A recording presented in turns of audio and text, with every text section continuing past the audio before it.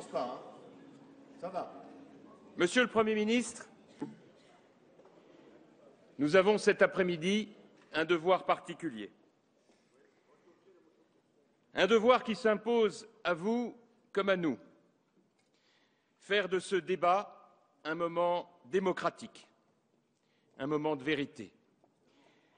L'une de ces circonstances rares où il est donné à l'exécutif si puissant dans nos institutions d'écouter l'opposition, en se demandant si par hasard il n'y a pas aussi à apprendre d'elle. Je suis persuadé, Monsieur le Premier ministre, que vous ne considérerez pas le débat sur cette motion de censure avec légèreté ou condescendance. Vous savez que c'est un rendez-vous important pour éclairer le peuple français sur la situation et l'avenir de notre nation. Car c'est bien de cela dont il est question. Et croyez-moi, je ne monte pas à cette tribune le cœur léger. J'y viens habité d'une forme de tristesse, ou plus exactement de gravité, née d'un spectacle insupportable, l'affaiblissement, le recul et, je le redoute, la menace d'une défaite pour notre pays. Je ne viens pas ici vous dire avec je ne sais quelle fierté partisane « nous avions raison, nous avions prévenu ». Non, l'heure est beaucoup trop grave et rend nécessaire le rassemblement de toutes les forces de la nation. Avec une vraie, profonde ferveur patriotique, je viens donc, au nom de l'ensemble de l'opposition UMP, vous adjurer de changer de chemin pendant qu'il en est encore temps. Et je vais dans un instant critiquer sans concession votre politique. Je vais le faire en me concentrant sur les aspects économiques et sociaux. Oh, il y aurait beaucoup à dire, pourtant, sur vos échecs en matière de sécurité, sur le démantèlement de notre politique pénale, sur la violence qui monte, l'intégrisme qui menace, la peur qui grandit. Nous y reviendrons dans les prochains jours. Mais je veux dénoncer votre politique économique et sociale. C'est dans l'espoir que vous y réfléchissiez, et même que vous l'infléchissiez. Notre nation connaît des heures extrêmement difficiles. Notre peuple, une inquiétude considérable et croissante. Certes, il a su montrer dans son histoire tant de courage et d'abnégation qu'il pourrait aujourd'hui encore faire la preuve de cette endurance à la peine qui fut si souvent sa grandeur. Encore faudrait-il pour cela que ces efforts aient un sens, que ces sacrifices ne soient pas vains et qu'on n'exige pas de lui un service inutile. Or, aujourd'hui, ce qui aiguise l'inquiétude des Français, c'est la conscience de plus en plus vive que l'on ne prend ni les bonnes décisions, ni la bonne direction.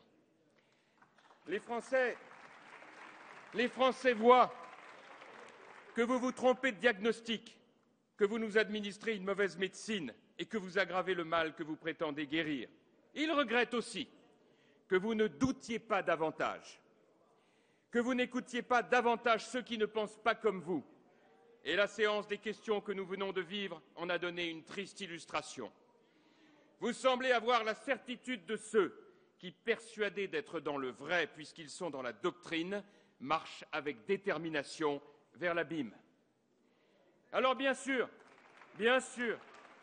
vous allez nous expliquer que tout est de la faute de Nicolas Sarkozy. Je vous entends déjà, que vous n'y êtes pour rien du tout, que vous avez besoin de temps. Bref, le coup de l'héritage.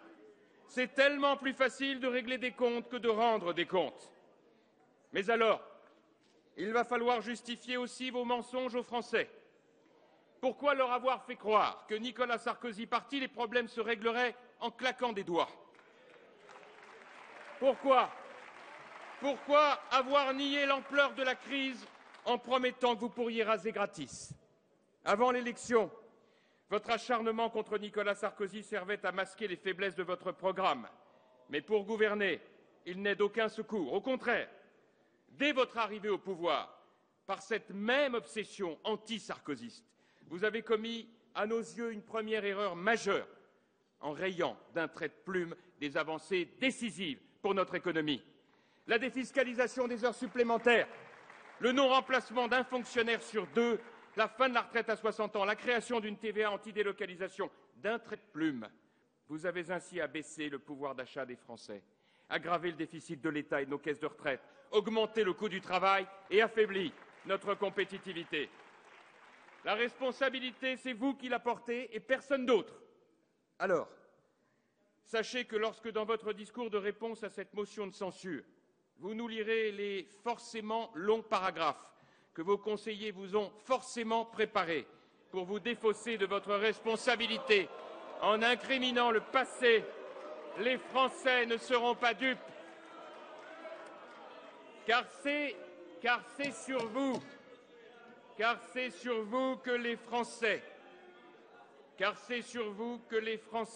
y compris ceux qui vous ont élus, s'interrogent sur la justesse de vos choix et donc sur votre capacité à décider du destin de notre pays dans cette période de crise.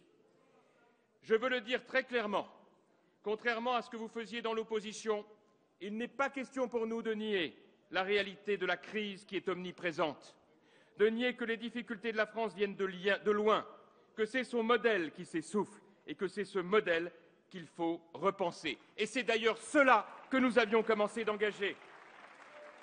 Oui, l'économie planétaire a radicalement changé. D'immenses forces concurrentielles se sont levées dans le monde. Des États souverains géants disposant d'une main-d'œuvre nombreuse, d'une épargne abondante, des entreprises extraordinairement puissantes. La révolution du numérique, l'internationalisation du transport, de la communication, de la finance font que ces forces immenses et nous-mêmes, nous nous trouvons désormais aux prises sur un seul et même théâtre d'opération, l'économie mondiale. Ce glissement a amplifié l'affaiblissement du continent européen et donc du modèle français. Nous avions une croissance annuelle de 6% dans les années 50, 3% dans les années 70, 1% dans les années 2000. Donc l'heure de vérité a sonné. Ou bien nous refondons notre modèle pour le rendre compétitif, ou bien nous sortirons de l'histoire. Et je viens ici vous demander d'abandonner l'immobilisme dans lequel vous êtes en train de plonger notre pays. Il est une condition qui est un impératif. Assumer de véritables réformes, loin des petits calculs électoralistes de court terme dont vous abreuvez l'ordre du jour de l'Assemblée nationale. Rappelez-vous le général de Gaulle et Jacques Rueff en 1958. Et en Europe, aujourd'hui, regardez l'Allemagne, Monsieur le Premier ministre. Elle aussi, vieux pays du vieux continent, avec elle aussi une protection sociale très développée, des habitudes revendicatives fortes et qui a dû digérer le choc de la réunification. Certes, elle ne réussit pas tout, l'Allemagne, mais regardez comme elle a relevé le gant dans cette bataille mondiale. Ce qui est possible pour l'Allemagne est possible pour la France. J'ai même la conviction que l'on peut faire mieux que les Allemands. Oui, nous sommes l'un des pays européens qui peut le mieux tirer son épingle du jeu. Nous avons une démographie dynamique, des travailleurs qualifiés, productifs, des infrastructures puissantes, une épargne abondante. Alors, que manque-t-il donc? Il manque les bonnes décisions. Il manque les bonnes décisions ordonnées à un grand dessein. Tout est là, Monsieur le Premier ministre. Tout le sens de cette motion, c'est de lancer un message d'alerte au gouvernement que vous dirigez, mais aussi, et je veux le dire devant la représentation nationale, un message d'espoir aux Français, en leur montrant qu'il y a un autre chemin. Alors vite, sortez de l'impasse dans laquelle vous êtes en train de perdre la France. Et pour cela, commencez par tirer les conclusions de vos échecs. Pour l'année 2013, François Hollande avait pris devant les Français 4 engagements solennels. 4 engagements qui permettent de juger de l'efficacité de sa politique. Premièrement, vous aviez promis d'inverser la courbe du chômage en 2013. François Hollande le répétait encore le 21 décembre dernier. Deuxièmement, vous aviez promis d'atteindre un taux de croissance de 0,8, ce qui n'était déjà pas très ambitieux. Troisièmement, vous avez promis un déficit public à 3% dès cette année. Quatrièmement, vous aviez promis de réorienter l'Europe avec un budget de croissance. De ces 4 engagements fixés par François Hollande, en pleine connaissance de la situation de crise, que reste-t-il alors que l'audit de la Cour des comptes, que vous aviez vous-même commandé, a donné quitus de sa gestion à la majorité précédente? Premier engagement, le chômage. Le seuil des 10%, hélas, est franchi. Chaque jour, depuis que M. Hollande est président de la République, la France compte 1000 chômeurs de plus par jour. Malgré les créations d'emplois publics et la multiplication des contrats aidés, vous baissez les bras et annoncez que le chômage va continuer d'augmenter. Deuxième engagement, la croissance. Là encore, les belles promesses n'ont évidemment pas été tenues. Loin des 0,8%, nous serons à peine, hélas, à 0%. Troisième engagement, le déficit public. Vous ne contrôlez plus rien. La perspective du retour à l'équilibre est, hélas, totalement derrière nous. On devrait atteindre 3,7 en 2013 et probablement, hélas, près de 4% en 2014. Avec vous, la France est incapable de tenir ses engagements. Quatrième engagement, le pire de tous, la relance européenne. Que dire? Le retour à la réalité vous a tellement ridiculisé. Pour la première fois, le budget de l'Union européenne sera en baisse pour les 7 prochaines années. L'Allemagne, le Royaume-Uni, les pays d'Europe du Sud même vous ont ri au nez. Vos vaines promesses de renégociation du pacte de stabilité budgétaire resteront comme le symbole d'une gigantesque imposture électorale. Alors 4 engagements, 4 renoncements et 4 échecs. Qu'avez-vous fait de la France, Monsieur le Premier ministre? François Hollande, président de la République, comme il disait. Le chômage s'est lourdement aggravé, les faillites d'entreprises se sont multipliées. François Hollande, président de la République, comme il disait, la croissance française s'est effondrée, le déficit et la dette se sont creusés, la relance européenne s'est volatilisée. Et cela n'est pas le fruit du hasard, c'est le résultat de vos choix politiques en début de mandat. François Mitterrand avait dit cette phrase terrible: contre le chômage, on a tout essayé. Ah oui, vous, c'est contre l'emploi que vous avez tout essayé. Vous avez brisé l'élan réformateur lancé par la précédente majorité, alourdi le coût du travail et les contraintes qui pèsent sur les entreprises, insulté tous ceux qui prennent des risques et entreprennent, repoussé toutes les réformes courageuses. Vous avez dépensé sans compter dès le premier mois du quinquennat, transformant le 6 mai 2012 en jour du Père Noël, l'augmentation du RSA, l'augmentation de l'ARS, 60 000 promesses d'embauche dans les fonctions publiques. Comment voulez-vous tenir? Et surtout, vous avez fait un choix fou, incroyable, irresponsable, le choix d'imposer à tous les Français un choc fiscal sans précédent. 32 milliards d'euros d'impôts en 2012, un véritable coup de massue qui a assommé d'un coup tous les moteurs de l'économie française. En 10 mois, Monsieur Ayrault, en 10 mois, François Hollande a plus augmenté les impôts que la droite en 5 ans de crise. Depuis votre arrivée, le taux de prélèvement obligatoire a augmenté de 1,4 point. Pire, vous avez menti aux Français, vous, Monsieur Ayrault, lorsque vous avez juré, la main sur le cœur à la télévision, que 9 foyers sur 10 seraient épargnés par les hausses d'impôts. 9 foyers sur 10. C'était le 27 septembre 2012.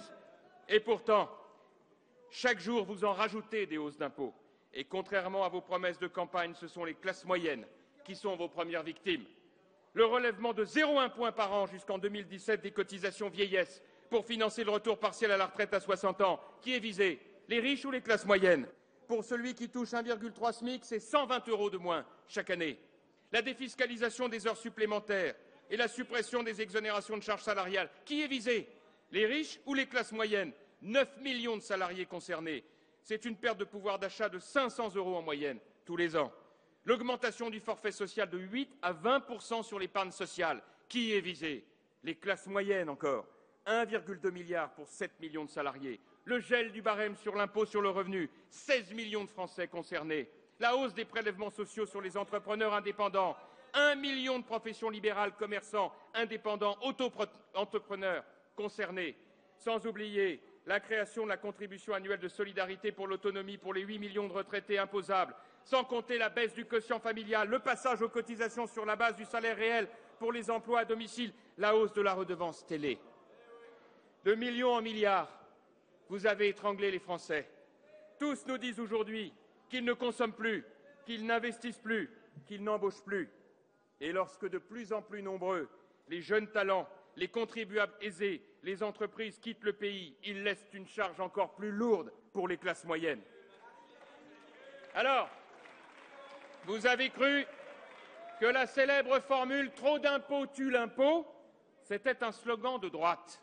Et vous découvrez que c'est une réalité. Dès cette année, les rentrées fiscales ont chuté.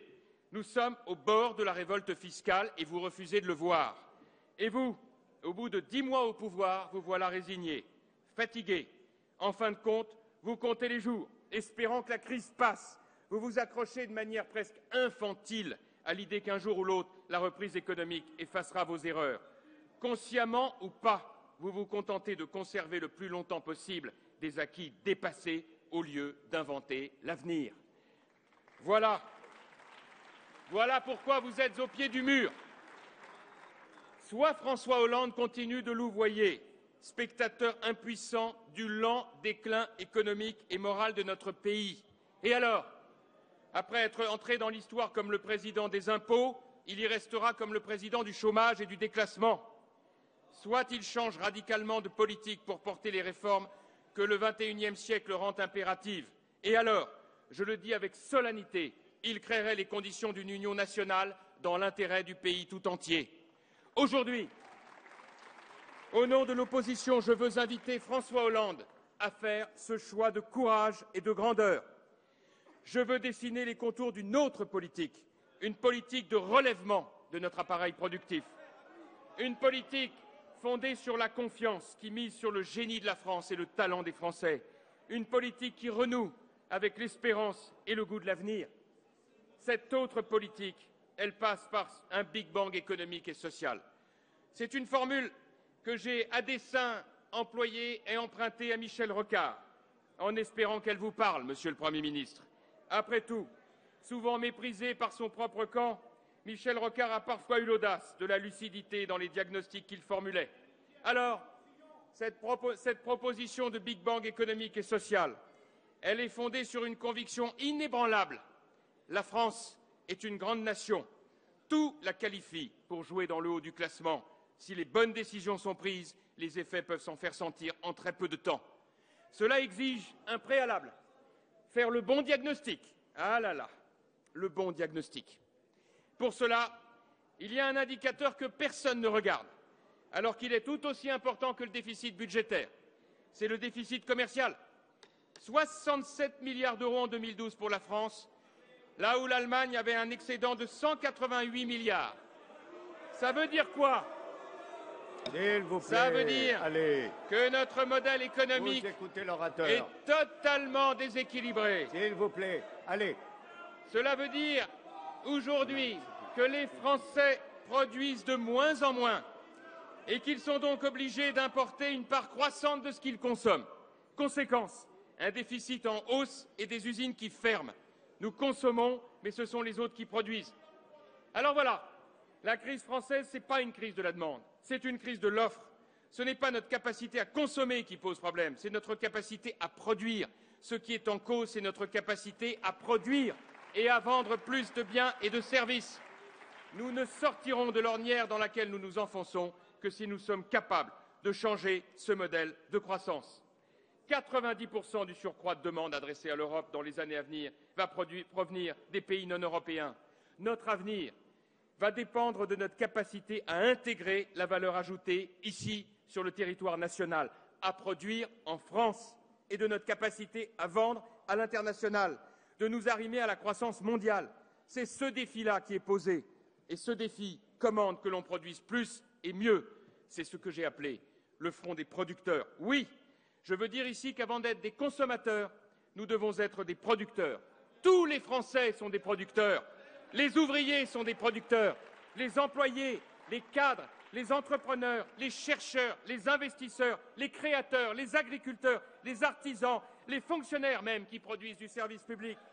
Mobilisons notre communauté nationale en faveur de ce front des producteurs, qu'il tourne le dos à la lutte des classes dont vous vous référez si souvent et qu'il associe le travail et le capital, qu'il associe toutes les forces d'une France rassemblée au lieu d'être stigmatisée comme elle l'est aujourd'hui. Ce n'est pas vous, Monsieur le Premier ministre, qui créez des emplois dans notre pays, Ce sont les producteurs qui vont embaucher, les investisseurs qui vont financer la reprise, les Français eux-mêmes qui vont sortir de la crise. Mais à condition que vous cessiez de les brider et de les matraquer, à condition que vous arrêtiez de pointer du doigt et d'accabler la différence et la réussite. Il y a pour cela quatre impératifs. Première priorité, il faut libérer les Français de l'étranglement fiscal. Je vous demande d'arrêter immédiatement les hausses d'impôts. Il est même impératif de baisser les impôts, tout particulièrement pour ceux qui touchent le travail et l'outil de production. C'est une folie que d'aligner la fiscalité du travail et du capital comme vous le faites. Relisez les économistes de gauche, relisez Sterdignac, initiateur du manifeste des économistes atterrés par votre politique. Relisez Philippe Aghion, conseiller du Parti socialiste. Je le cite, « Il n'y a aucune étude théorique sérieuse qui justifie que le capital soit taxé à l'identique du travail. Le capital, c'est de l'épargne. Ce sont donc des revenus accumulés qui ont déjà été taxés. Taxer les revenus du capital revient donc à taxer 2 fois le travail. Il faut atterrir, comprendre ce qu'est la réalité du monde d'aujourd'hui. Alors c'est vrai, il faut alors baisser la dépense publique inutile. Et pour l'instant, vous avez montré que vous en étiez incapable. Pire, vous l'augmentez. Il n'y a qu'un poste que vous apprêtez à sacrifier en toute irresponsabilité, c'est la défense nationale. Ben voyons. Dans un siècle où l'instabilité rend l'effort de défense indispensable, vous baissez la garde. C'est irresponsable, alors même que tant de nos soldats sont engagés au service des valeurs de notre pays. Et dans le même temps, osez des réformes de structure. En cette période de crise, les fonctionnaires qui bénéficient de la protection de l'emploi doivent prendre part aux efforts demandés. Ils y sont prêts. Il nous faut assumer qu'ils puissent travailler 39 heures par semaine, être moins nombreux et mieux payés, mieux considérés, mieux reconnus dans leur carrière. Et puis de la même manière, Monsieur le Premier ministre, peut-être pourriez-vous donner l'exemple avec votre gouvernement, sans vous faire offense. Il y a dans votre équipe pléthorique de 38 ministres, plusieurs personnes dont les Français ne connaissent ni le nom, ni l'activité, 15 ministres pour piloter l'action publique. Il me semble que ce serait largement suffisant.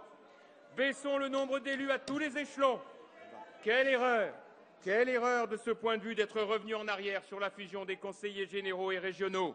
Quelle idée absurde de mettre 2 conseillers généraux par canton en tuant par la même occasion la représentation de nos territoires ruraux.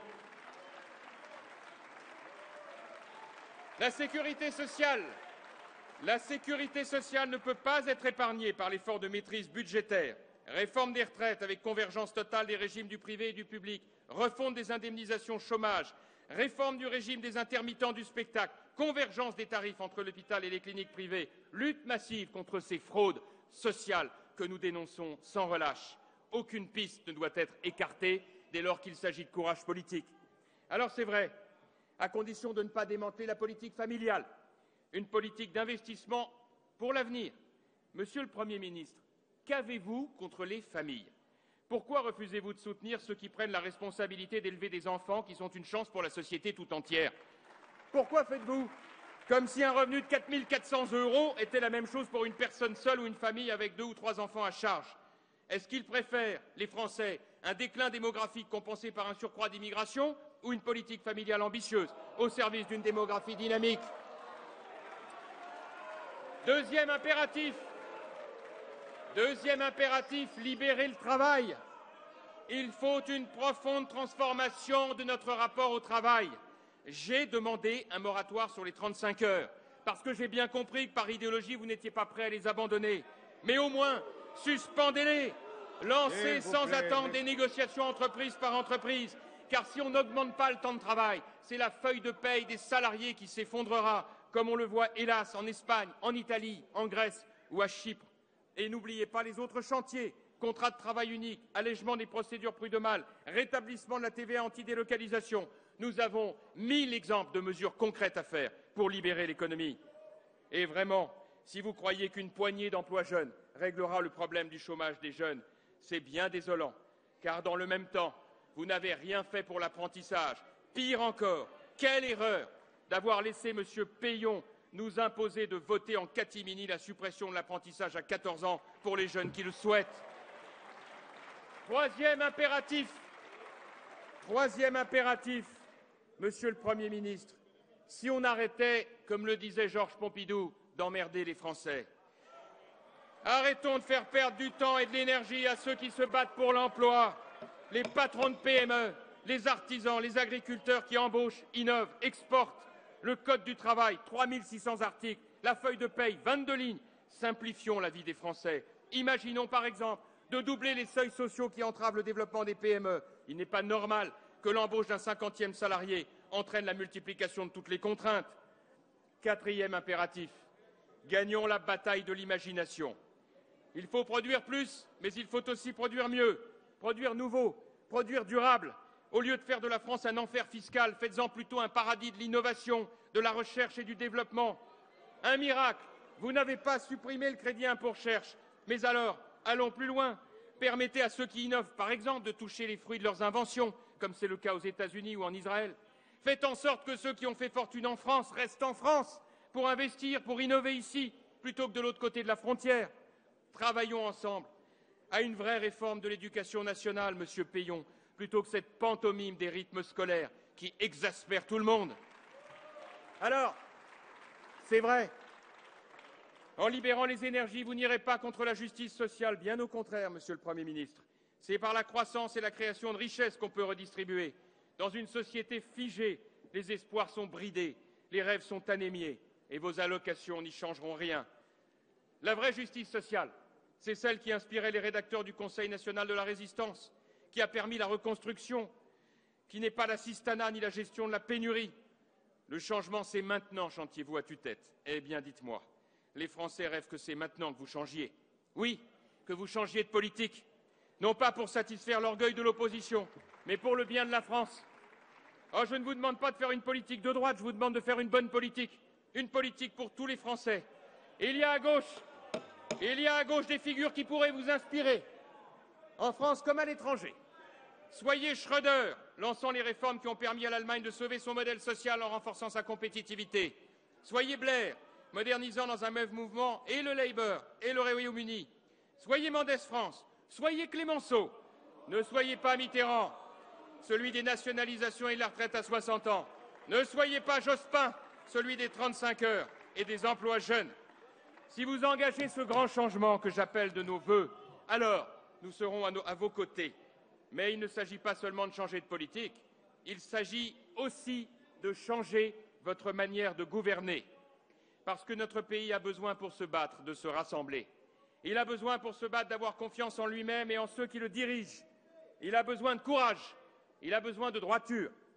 Certes, M. Cahuzac a démissionné sous la pression judiciaire. Et si les faits étaient avérés, cela serait extrêmement grave. Mais notre honneur est d'avoir respecté la présomption d'innocence, honneur dont vous avez singulièrement manqué lorsque vous étiez dans l'opposition. Mais vous ébranlez la confiance dans la parole publique en multipliant les dérapages, Monsieur Ayrault. Vous laissez vos ministres remettre en cause l'autorité républicaine. Pas de désaveu quand le ministre en charge de l'Éducation nationale, celui-là même qui prétend donner des cours de morale à nos enfants, s'exprime en faveur de la dépénalisation du cannabis. Pas de renvoi quand votre ministre des anciens combattants annonce en plein hémicycle une libération d'otages qui, hélas, n'a pas lieu. Pas de condamnation quand votre ministre en charge de l'outre-mer ose comparer Léon Blum et au général de Gaulle, Chavez, ce dictateur au petit pied dont les atteintes aux libertés fondamentales ont été dénoncées par toutes les ONG du monde et devant lequel votre allié électoral, Jean-Luc Mélenchon, verse des larmes de crocodile. C'est l'impunité permanente. Et il ne s'agit pas seulement de paroles. Vos actes aussi témoignent d'un dangereux manque de lucidité. Je voudrais vous citer deux exemples emblématiques qui ont semé bien du trouble dans l'esprit des Français. D'abord, la suppression du jour de délai de carence pour les agents de la fonction publique.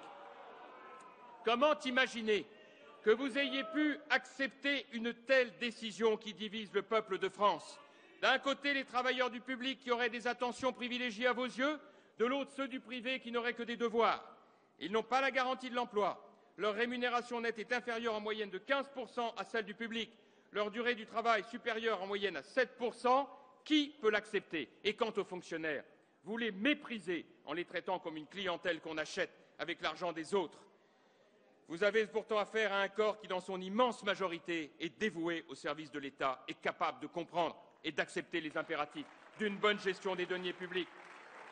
Deuxième décision qui ne vous honore pas, c'est un euphémisme, cette amnistie que vous avez laissé voter au Sénat pour les syndicalistes qui ont commis des délits de destruction, de dégradation ou de détérioration et dont la peine va jusqu'à 5 ans d'emprisonnement. En soutenant cette mesure d'amnistie, vous donnez votre bénédiction à la violence et vous exposez nos forces de l'ordre à la brutalité. Moyennant quoi, qui sème le vent récolte la tempête. À peine la loi votée au Sénat, 19 policiers ont été blessés le 7 mars dernier lors d'une manifestation devant le siège de l'entreprise Goodyear. Je sais qu'il se trouve à gauche des républicains sincères qui partagent le trouble ressenti par les Français, qu'ils aient le courage de partager aussi cette dénonciation. Monsieur le Premier ministre, le camouflet électoral reçu dimanche dernier dans l'Oise, votre parti n'est même pas présent au second tour, où l'échec retortissant du premier déplacement de François Hollande à Dijon montre le fossé qui vous sépare des Français. Il ne s'agit pas d'incompréhension, il s'agit d'un rejet. En Bourgogne, François Hollande a expliqué à nos concitoyens, je le cite, « La crise que nous avons traversée a été rude. Je parle déjà au passé composé, presque à l'imparfait. » Que de légèreté dans ce propos. Quelle indécence pour nos concitoyens frappés chaque jour par la montée du chômage. Pour étouffer la clameur des Français, vous multipliez les manœuvres de diversion. Mais en ces heures difficiles, comprenez qu'il faut vous concentrer sur l'essentiel. Œuvrez au Rassemblement national, abandonnez les ferments de division, remisez votre mariage et adoption pour tous, remisez votre droit de vote des étrangers, remisez vos tripatouillages de scrutins électoraux. N'ayez en tête que la sortie de la crise et que l'intérêt de la France. Monsieur le Premier ministre, vous n'avez plus la confiance des Français ni l'estime de vos électeurs, et vous allez d'échec en échec. Peut-être que cela pourrait vous libérer. Ne pensez plus le nouveau monde avec les vieux concepts. Faites confiance aux Français. Croyez en la France. Prenez part avec nous à ce front des producteurs que j'appelle de mes vœux et que nous allons, nous à l'UMP, mobiliser sur tout le territoire. Ce front des producteurs qui n'est ni de gauche ni de droite, mais qui garantira le progrès social et la prospérité de notre nation dans une économie mondialisée. Cette motion de censure, c'est un premier avertissement, celui que de nombreux Français veulent par notre voix vous adresser. Ce front des producteurs, il porte l'héritage des valeurs qui font les forces de la France, le mérite, le travail, l'ingéniosité, la générosité, en 3 mots, la liberté, l'égalité, la fraternité. Voilà, Monsieur le Premier ministre, pourquoi il vous faut dès maintenant changer de politique. Vous n'avez plus de temps à perdre, c'est maintenant. Après, il sera trop tard et les Français sauront vous le rappeler. Je vous remercie.